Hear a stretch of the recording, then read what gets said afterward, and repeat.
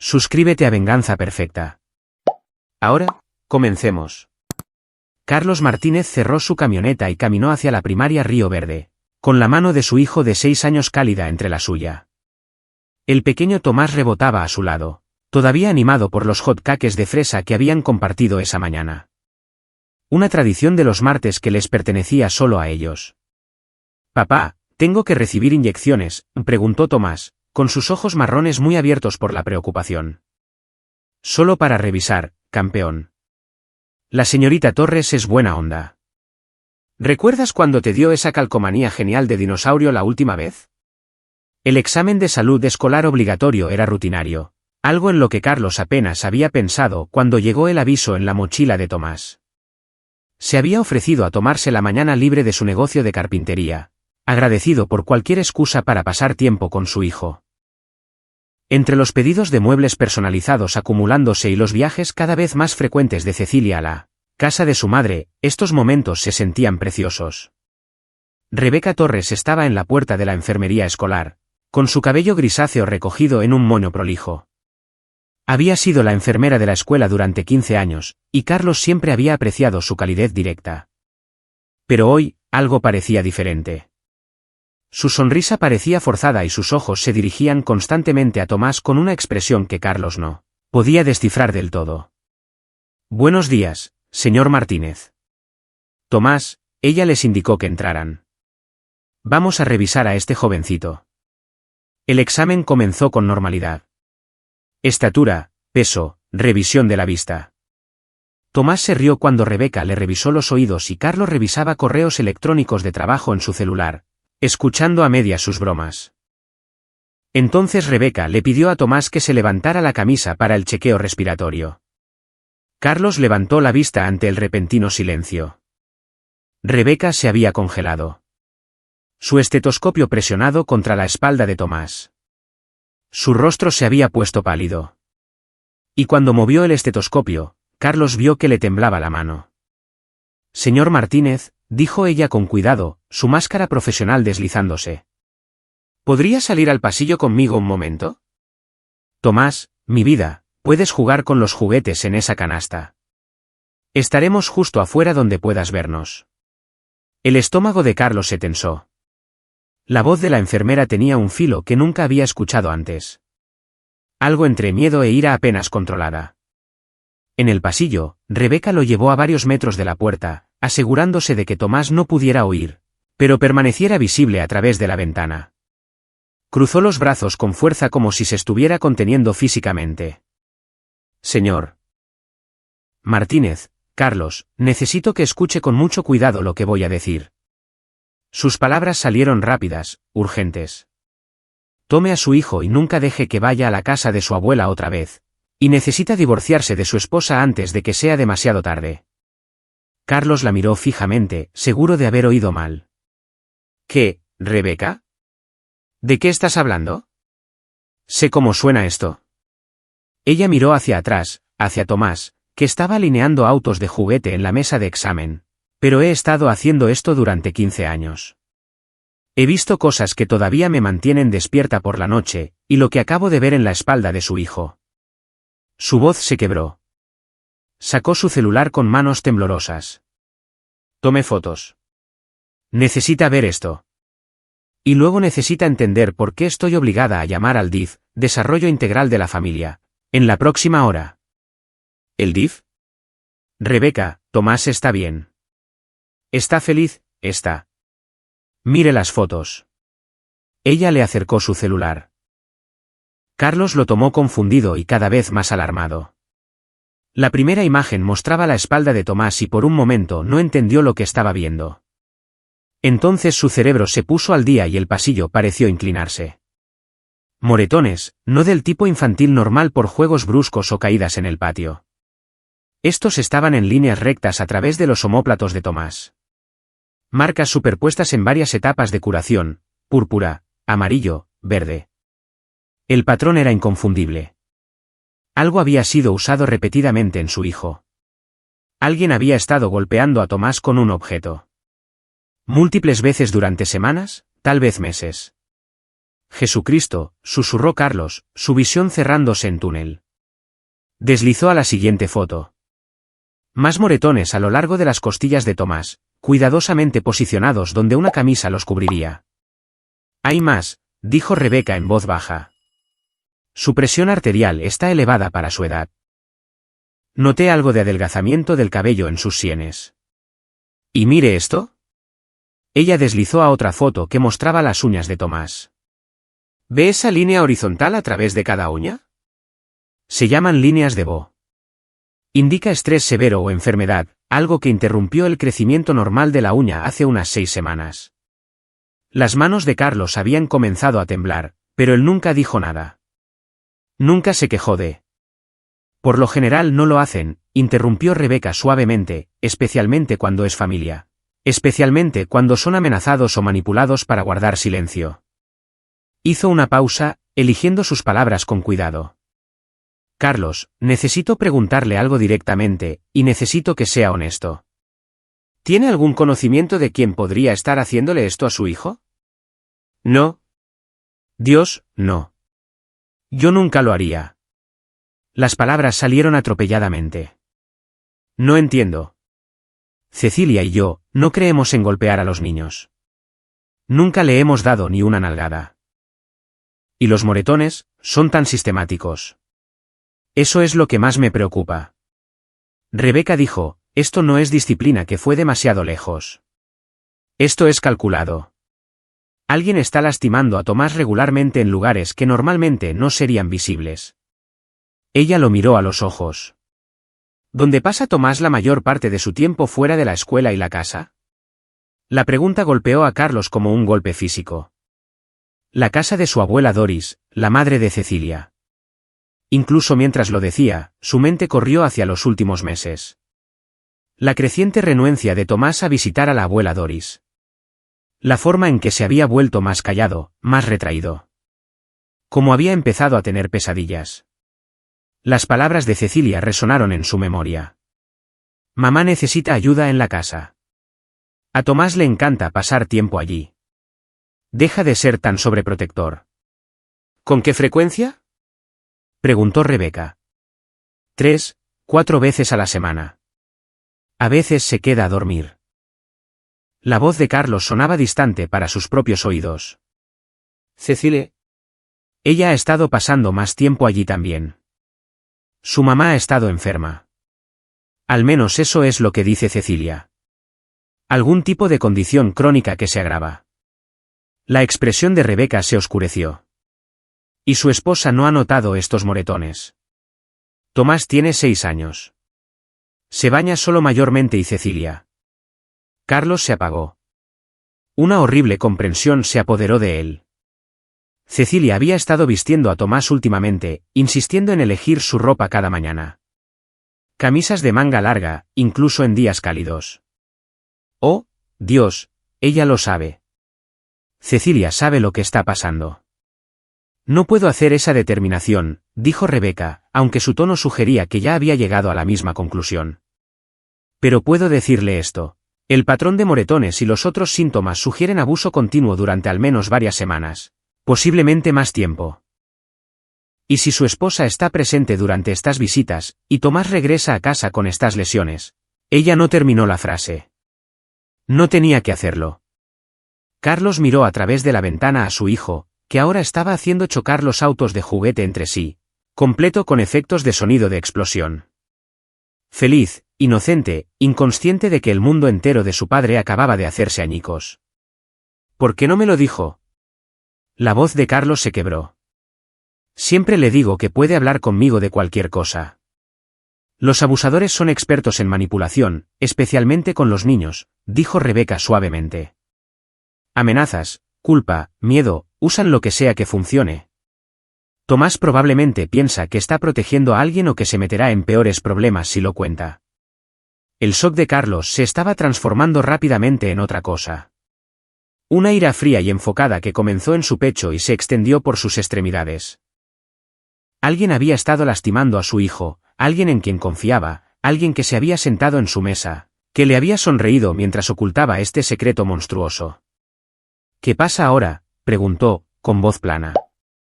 Estoy obligada a presentar un reporte al DIF dentro de la hora. Investigarán, probablemente entrevistarán a Tomás, a usted, a su esposa y a la abuela.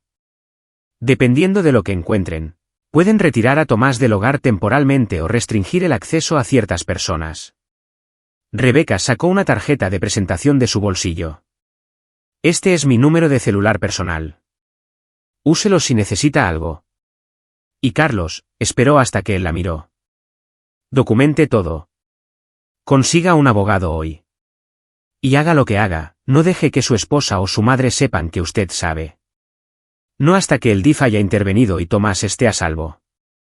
Las personas que lastiman a los niños pueden ser peligrosas cuando se sienten acorraladas. Carlos asintió mecánicamente, su mente ya corriendo hacia adelante. Pensó en Cecilia, la mujer que había amado desde la universidad, la madre de su hijo. ¿Realmente había sido cómplice en esto? ¿O era una víctima también? ¿De alguna manera manipulada por Doris? Pero incluso mientras trataba de darle a su esposa el beneficio de la duda, detalles condenatorios seguían surgiendo en su memoria.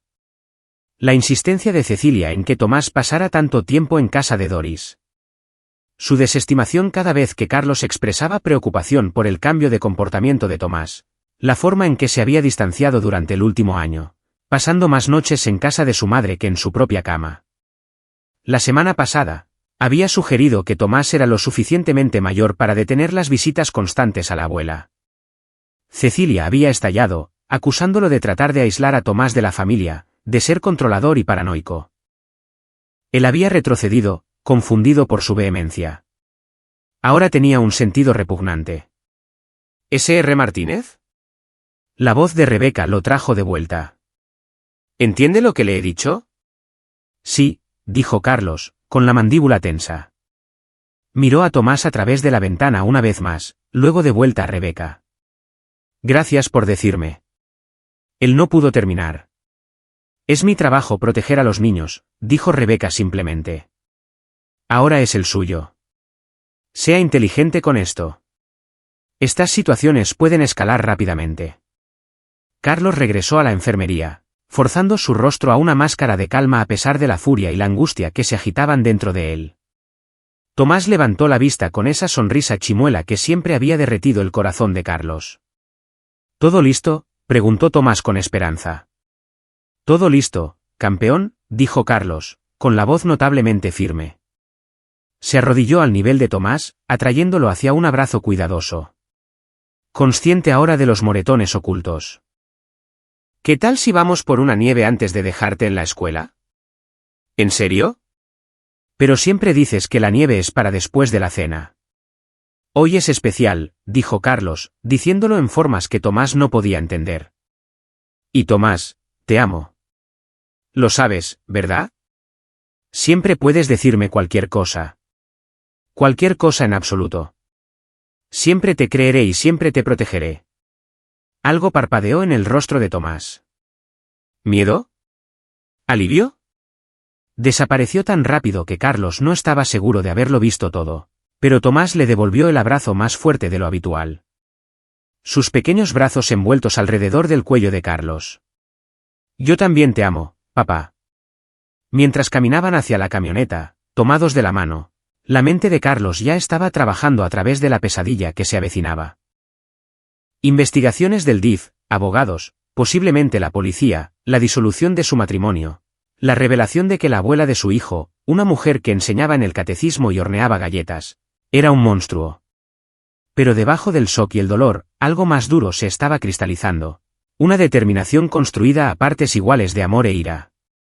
Alguien había lastimado a su hijo, alguien a quien confiaba lo que más importaba.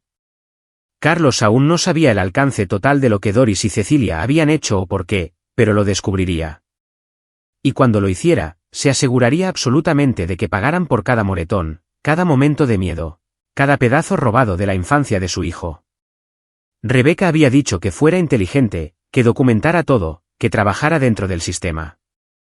Carlos haría todo eso, pero también haría más porque el sistema tenía reglas y limitaciones. Y Carlos Martínez estaba empezando a darse cuenta de que algunos pecados requerían un ajuste de cuentas más personal. Primero, sin embargo, Tomás necesitaba nieve, y Carlos necesitaba mantenerse entero el tiempo suficiente para llevar a su hijo a algún lugar seguro. La venganza vendría después, y sería completa. La heladería estaba casi vacía a las 10 de la mañana. Solo Carlos, Tomás y una empleada adolescente desplazándose por su celular detrás del mostrador.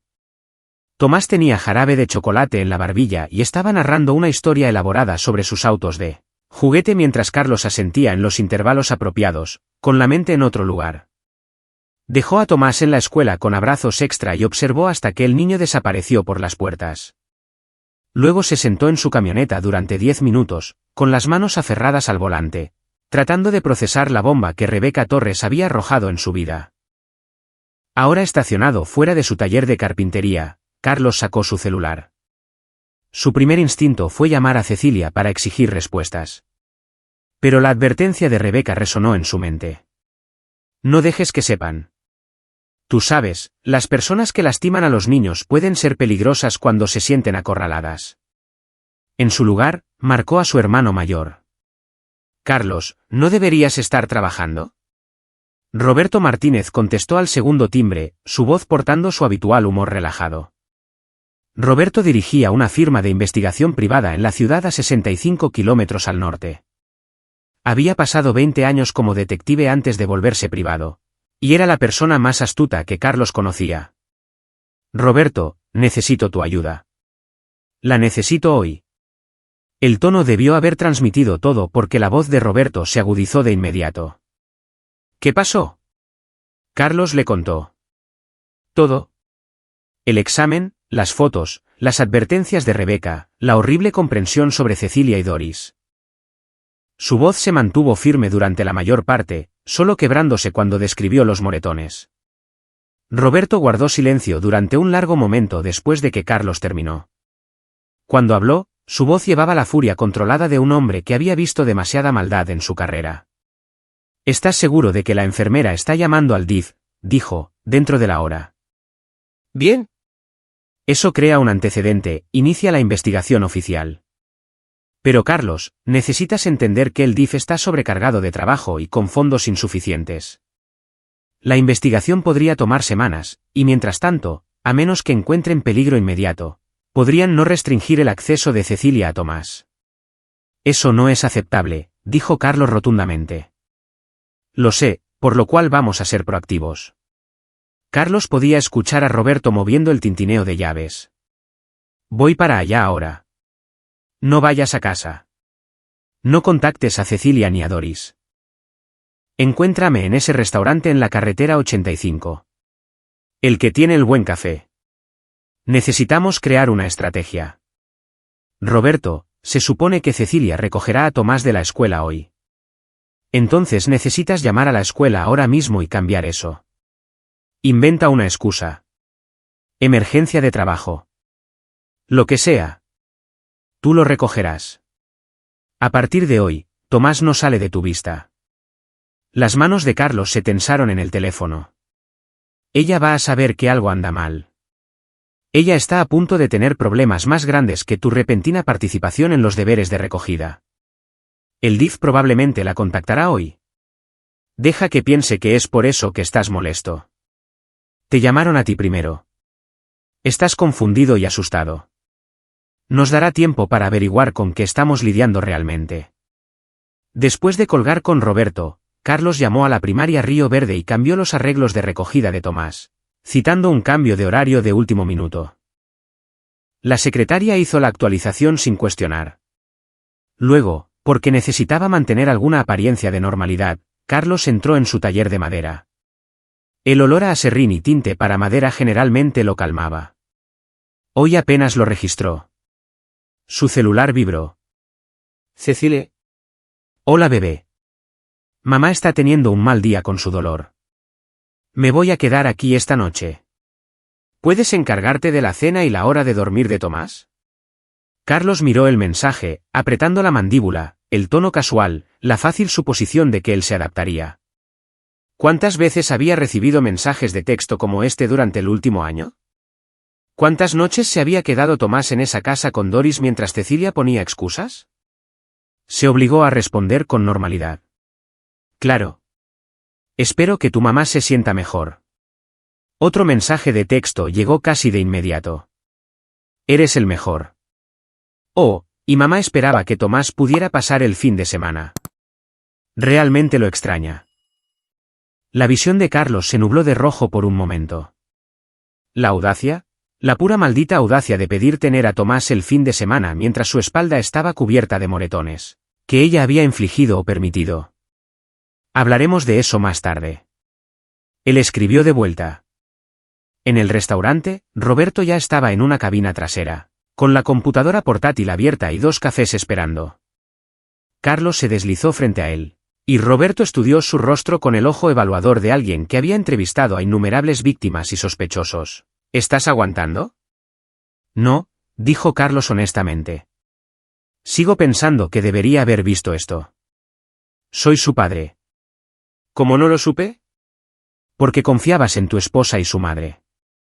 Porque las personas que abusan de los niños a menudo son hábiles para ocultarlo. Porque trabajas muchas horas y Cecilia controlaba el horario de Tomás. Roberto empujó uno de los cafés hacia él. Deja de culparte y comienza a concentrarte en lo que viene después, ¿qué es? Roberto sacó un bloc de notas legal cubierto de apuntes. Primero, lo inmediato, la seguridad de Tomás. No lo dejarás fuera de tu vista. Si Cecilia presiona, citas la investigación del DIF. No estás discutiendo. No estás explicando. Solo estás protegiendo a tu hijo pendiente de la investigación. Ella me peleará por eso. Déjala. Cualquier juez de lo familiar medianamente decente se pondrá del lado del padre que trata de mantener a un niño alejado de una situación de abuso documentada. Lo que me lleva al punto 2. Necesitas un abogado. Hoy, conozco a alguien, Laura Salinas, practica derecho familiar. Es cara pero despiadada. Ya le envié un mensaje de texto. Puede verte a las 3. Carlos asintió, tomando notas en su propio celular. Tercero, continuó Roberto. Investigamos. El DIF hará su trabajo, pero nosotros vamos a ser más rápidos y más exhaustivos. Voy a indagar en los antecedentes de Doris Vázquez, registros médicos, financieros, antecedentes penales, todo. Quiero saber si hay un patrón aquí, si Tomás es el primero, cuáles podrían ser sus motivaciones. Y Cecilia, el nombre sabía amargo. El mismo tratamiento. Averiguamos qué sabía y cuándo lo supo.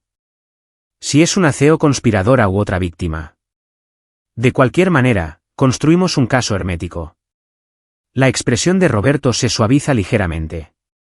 Sé que esto te está matando, Carlos. La mujer con la que te casaste podría no ser quien pensabas, pero necesitamos hechos, no suposiciones. Carlos pensó en Cecilia riendo en su boda, en ella llorando lágrimas de felicidad cuando nació Tomás, en 1000 pequeños momentos que habían construido una vida juntos.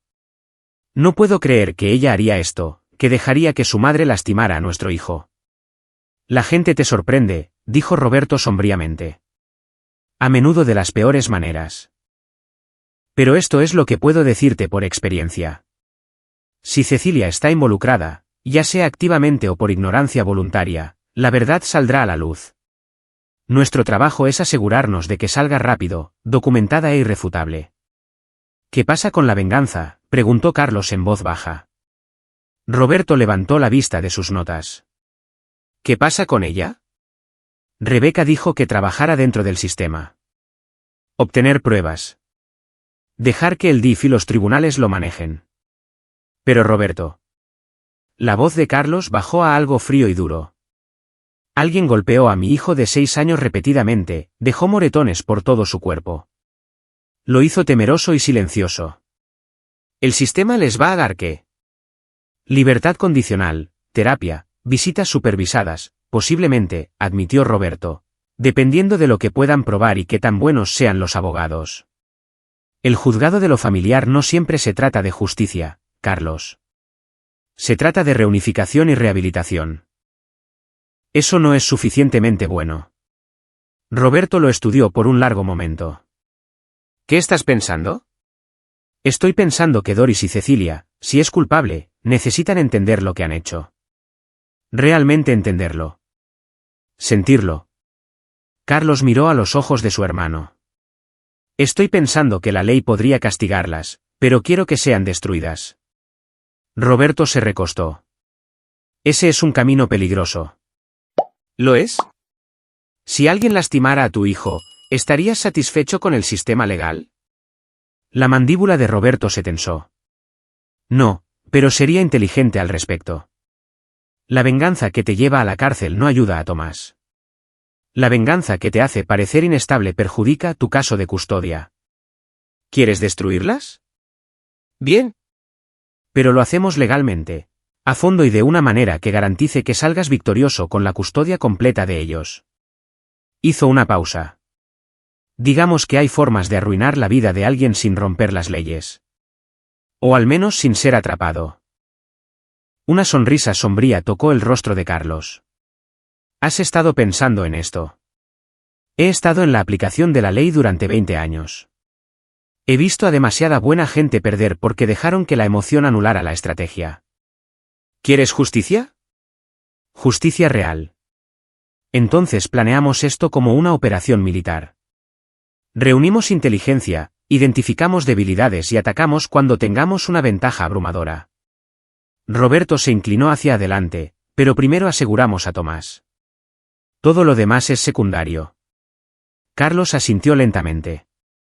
Roberto tenía razón. La venganza era un plato que se sirve mejor frío, y necesitaba asegurarse de que Tomás estuviera a salvo antes de permitirse cualquier otra cosa. Entonces, ¿cuál es el plan inmediato? Recoges a Tomás de la escuela, lo llevas a algún lugar que Doris y Cecilia no conozcan. Tal vez esa cabaña que has estado renovando cerca del lago. La que estabas planeando para sorprender a Cecilia. La sonrisa de Roberto fue afilada. Irónico, pero aislado y seguro. Tú y Tomás tienen un fin de semana de chicos. Mientras tanto, el DIF hace su investigación. Laura Salinas presenta mociones de custodia de emergencia. Y yo empiezo a indagar en el pasado de Doris. Cecilia entrará en pánico cuando no lleve a Tomás a casa. Buen pánico. La gente comete errores. Dicen cosas que no deberían. Hacen cosas que revelan su culpa. Déjala entrar en pánico. Déjala llamar a Doris. Deja que se peleen. Estaremos observando y grabando. Carlos sintió que algo se asentaba en su pecho. No paz, sino propósito. Una dirección hacia adelante a través de la pesadilla. Cuando le decimos a Tomás lo que sabemos. Laura puede asesorar sobre eso, pero probablemente no todavía. Está enfermo y asustado. En este momento, solo necesita sentirse seguro contigo. Las conversaciones difíciles pueden venir después con apoyo profesional. Pasaron otra hora trazando el plan. Roberto coordinaría con Laura Salinas, obtendría verificaciones de antecedentes iniciales y establecería vigilancia. Carlos mantendría la apariencia de normalidad mientras aseguraba que Tomás se quedara con él. Laura presentaría mociones de emergencia basadas en el informe del DIF buscando la custodia temporal completa, pendiente de investigación. A las 2:45, Carlos se levantó para ir a su cita con el abogado. Roberto lo tomó del brazo. Carlos, hablo en serio con lo que dije. Sé inteligente. No hagas nada imprudente. Tomás te necesita libre y funcional, no en la cárcel por un cargo de agresión. Lo sé, Carlos apretó el hombro de su hermano, pero Roberto, cuando todo esto termine, cuando Tomás esté a salvo y esas dos enfrenten las consecuencias, no voy a estar satisfecho con solo un castigo legal. No te estoy pidiendo que lo estés, dijo Roberto en voz baja. Solo digo que hazlas pagar de formas que no puedan rastrearse hasta ti. La mejor venganza es aquella en la que saben que lo hiciste pero no pueden probar nada. La sonrisa de Carlos no tenía calidez. Soy carpintero, Roberto. Sé cómo construir cosas. También sé cómo desarmarlas tabla por tabla hasta que no quede nada más que escombros. Mientras Carlos caminaba hacia su camioneta, su teléfono vibró con una llamada de un número desconocido. Contestó con cautela. Señor Martínez, soy Emilia Gómez del Sistema Nacional para el Desarrollo Integral de la Familia, DIF. Llamo con respecto a su hijo, Tomás Martínez. Recibimos un informe de sospecha de abuso y necesito programar una entrevista con usted y su familia lo antes posible. Había comenzado. Carlos tomó aire, canalizando toda su rabia y miedo en la voz de un padre convincentemente preocupado. Sí, por supuesto. Lo que sea que Tomás necesite. ¿Cuándo podemos reunirnos? Mientras programaba la entrevista para mañana por la mañana, Carlos observó su reflejo en la ventana de la camioneta. El hombre que le devolvía la mirada había cambiado en el espacio de unas pocas horas.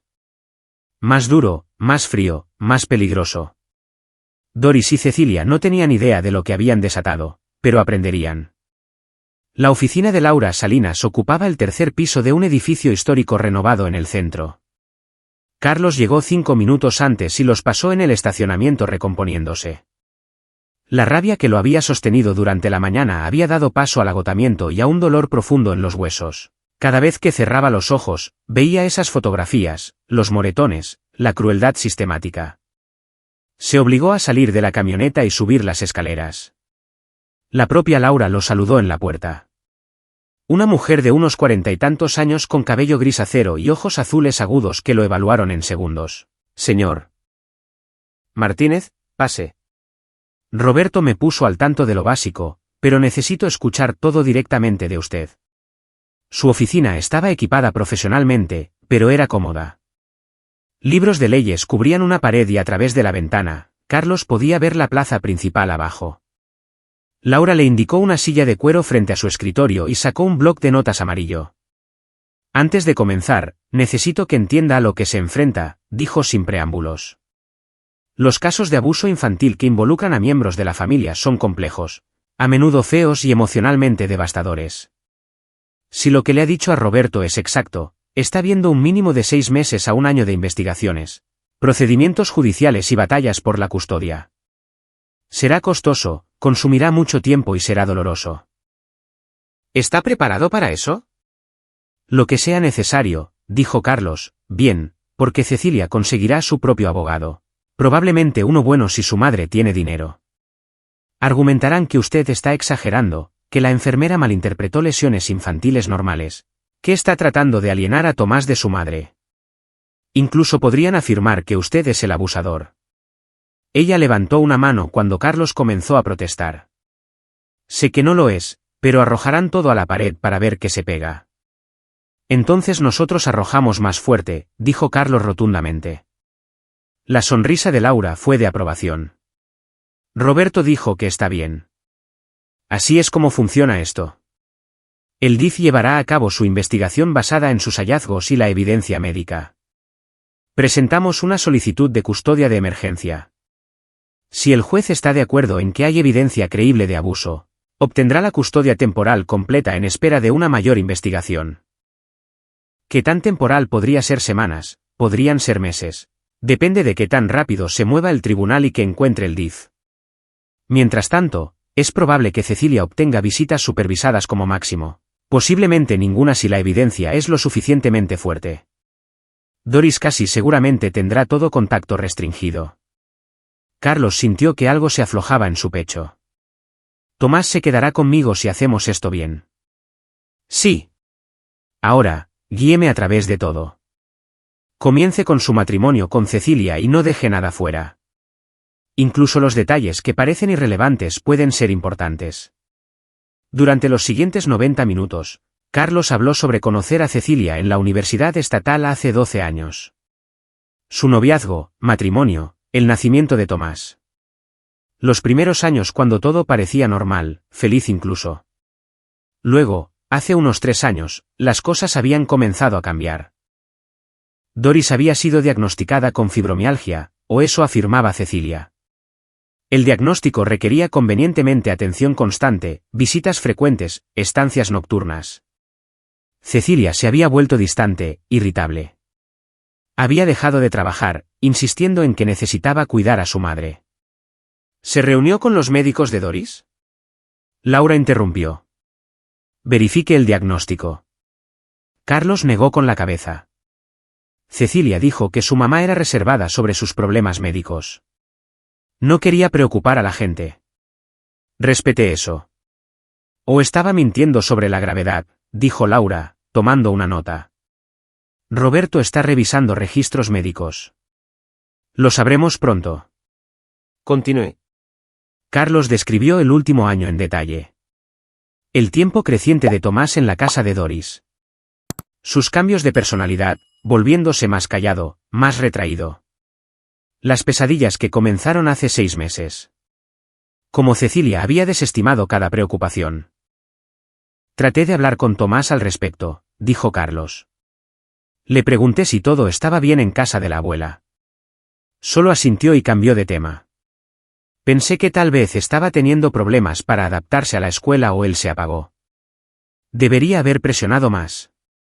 Los niños abusados a menudo protegen a sus abusadores, especialmente cuando esos abusadores son familia, dijo Laura. No sin amabilidad. La culpa que siente es normal pero improductiva. Concéntrese en ayudar a Tomás ahora. Ese es el plan. Laura lo estudió. Roberto mencionó que quería más que solo remedios legales. Carlos sostuvo su mirada firmemente. Quiero que paguen. Realmente paguen. No solo perder la custodia o obtener libertad condicional. Quiero sus vidas arruinadas de la forma en que han arruinado la infancia de Tomás. No puedo aconsejarle éticamente sobre actividades ilegales, dijo Laura con cuidado. Pero puedo decirle que el sistema legal usado correctamente puede ser devastador. Los activos pueden ser embargados, las reputaciones destruidas, las personas pueden quedarse sin nada. Sin dinero, sin amigos, sin futuro, todo mientras se mantienen firmemente dentro de la ley. Su sonrisa era fría. He estado haciendo esto durante 23 años, señor Martínez. Sé cómo hacer sufrir legalmente a la gente mala. Estoy escuchando. Primero, ganamos la custodia. Eso no es negociable. Luego buscamos cargos penales, abuso infantil, puesta en peligro, posiblemente más dependiendo de lo que descubra Roberto. Incluso si evitan el tiempo en la cárcel, tener antecedentes penales la seguirá para siempre. No es suficiente, dijo Carlos. No he terminado. También presentamos demandas civiles por los gastos médicos de Tomás, terapia, dolor y sufrimiento. Vamos tras sus activos. Si Cecilia tiene dinero de su familia, nos aseguramos de que lo pierda en el acuerdo. Si Doris posee propiedades, ponemos gravámenes sobre ellas. Las destruimos financieramente. Mejor, reconoció Carlos. Luego está el elemento social. Los abusadores de niños, una vez expuestos, tienden a perder amigos, trabajos, posición en la comunidad. Si Doris asiste a esa iglesia que mencionó, ¿cuánto tiempo cree que será bienvenida cuando la congregación se entere de lo que hizo?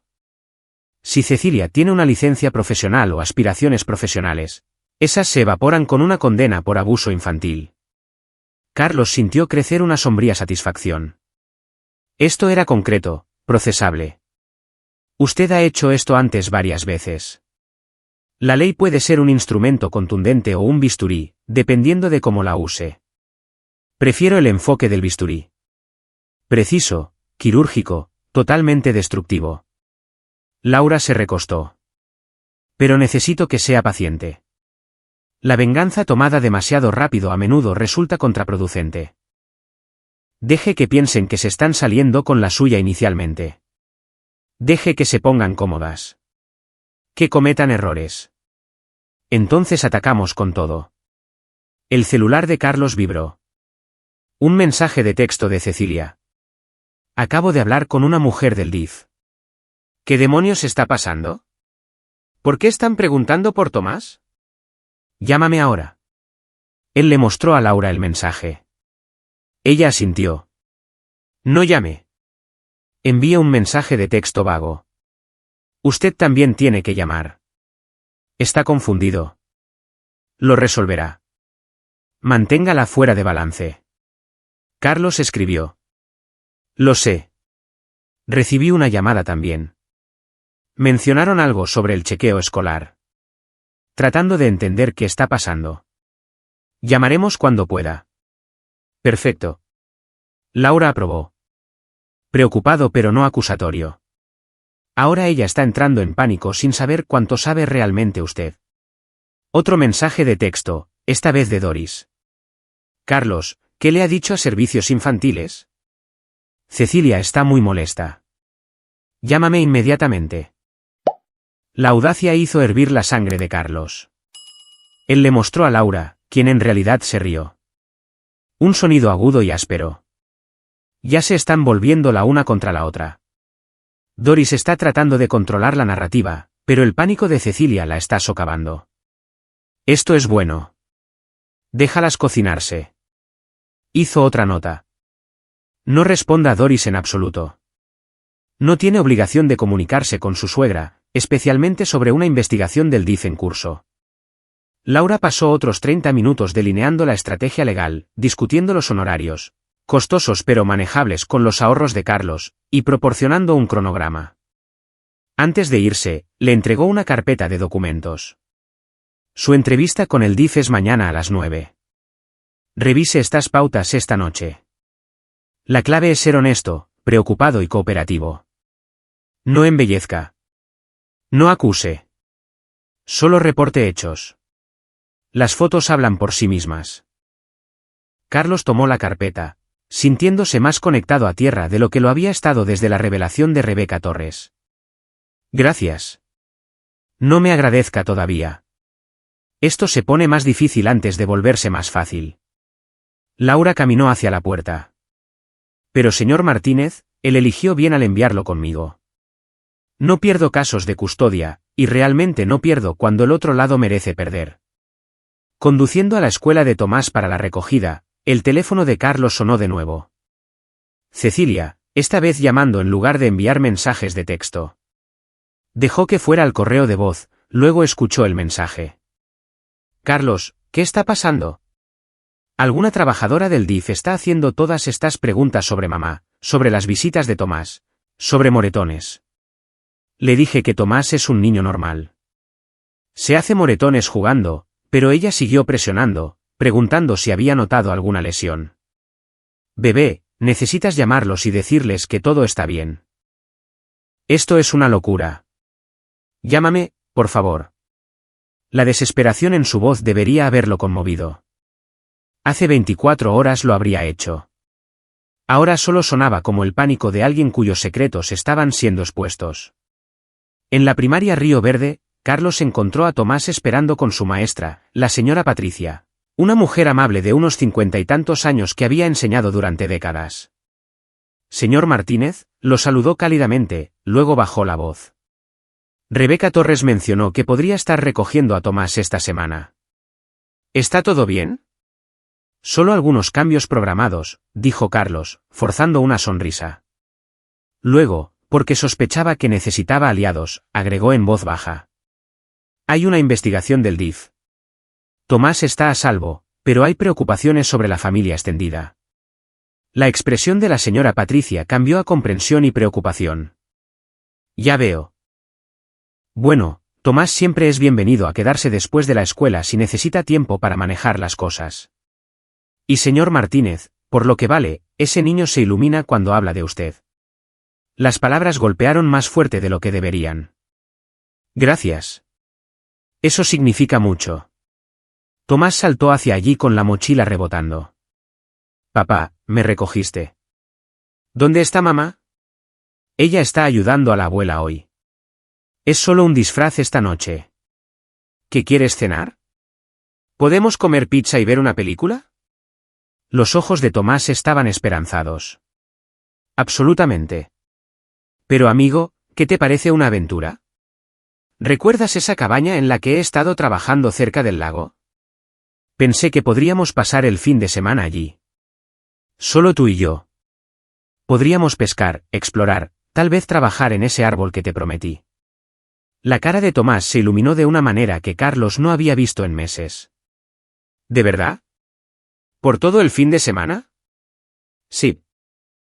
Pasaremos por casa, tomaremos nuestras cosas y nos dirigiremos hacia el norte esta noche. Mientras conducían hacia la casa, el celular de Carlos vibró repetidamente. Cecilia llamando de nuevo. Luego un mensaje de texto. ¿Dónde estás? ¿Por qué no contestas? Voy a casa. Necesitamos hablar. Carlos respondió por mensaje. llevando a Tomás a un fin de semana de chicos a la cabaña.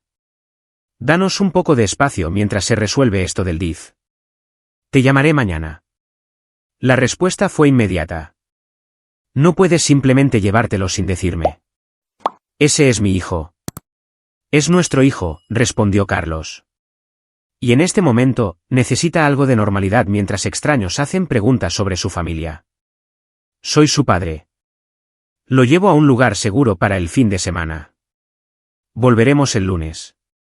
Apagó su celular después de eso, no queriendo que Tomás sintiera la tensión. En la casa, Carlos empacó rápidamente. Ropa para ambos, comida, los libros y juguetes favoritos de Tomás. Agregó la carpeta de Laura Salinas, las notas de Roberto y su computadora portátil.